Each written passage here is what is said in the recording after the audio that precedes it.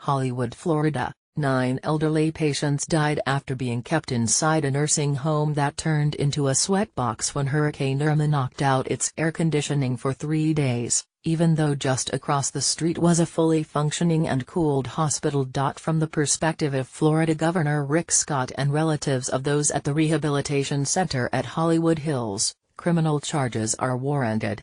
But under Florida law, a prosecution might be difficult. 2 of 3 ex-state prosecutors contacted by the Associated Press had doubts as to whether Dr. Jack Michel, the home's owner, or any of his employees will be charged. All agreed that any criminal prosecutions will hinge on whether the nursing home staff made honest mistakes or were culpably negligent. Florida defines that as consciously doing an act or following a course of conduct that the defendant must have known, or reasonably should have known, was likely to cause death or great bodily injury. Hollywood police and the state attorney's office are investigating. The home has said it used coolers, fans, ice and other methods to keep the patients comfortable, and that might be enough to avoid prosecution. There is a difference between negligence, which is what occurs when you are not giving a particular standard of care, versus culpable negligence, said David Weinstein, a former state and federal prosecutor now in private practice. So if they are doing everything humanly possible given the circumstances and this all still happened, it may be negligent and provide the basis for a civil lawsuit, but not enough for criminal charges. Retired University of Florida law professor Bob Deckel, who prosecuted serial killer Ted Bundy as an assistant state attorney, said he doubted charges would be brought. "I would rather be a defense attorney on this case than a prosecutor," Deckel said. "There are some cases that are better tried in civil court than criminal, and this might be one of them."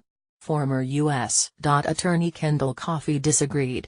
Given the magnitude of the tragedy and the apparent availability of a hospital 50 yards away, prosecutors are not going to accept that this was an unavoidable tragedy, he said. Gary Matzner, the nursing home's attorney, said in a statement that Michel and the staff are cooperating with the investigation.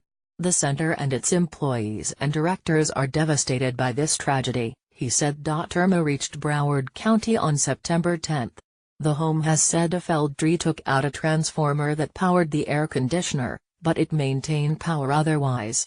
It said it reported the loss to Florida Power and Light and was promised repairs in the next 2 days, but the utility never arrived. Scott's office said that over those 2 days, home administrators Jorge Carballo and Natasha Anderson were in contact with the state about the failed air conditioner but never said the situation had become dangerous.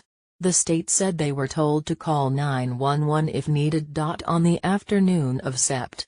12, the home borrowed portable air coolers from Memorial Regional Hospital, the trauma center across the street. Later that night, home administrators said, a physician's assistant checked the patients and none were overheated and the building temperature never exceeded 80 degrees.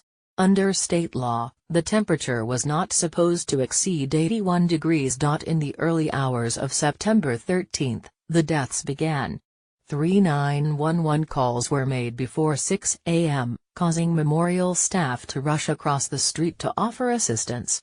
Doctors and nurses said they found the home's staff working to cool the patients, although they and police have said the facility was very hot.